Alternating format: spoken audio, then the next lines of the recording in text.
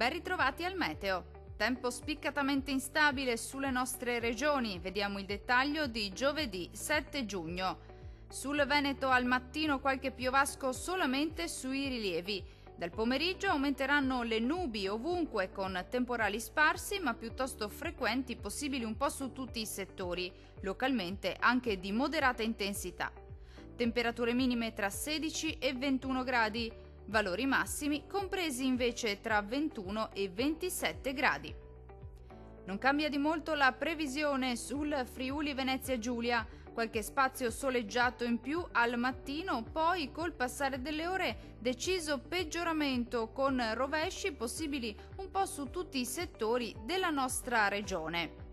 Le temperature minime saranno comprese tra 18 e 20 gradi, valori massimi oscillanti invece tra 23 e 26 gradi. Diamo uno sguardo infine alla situazione del Trentino Alto Adige, che sarà del tutto simile. Sarà infatti buono al mattino, poi nelle ore pomeridiane si accenderà l'instabilità con rovesci e temporali sparsi ma piuttosto frequenti, possibili un po' ovunque.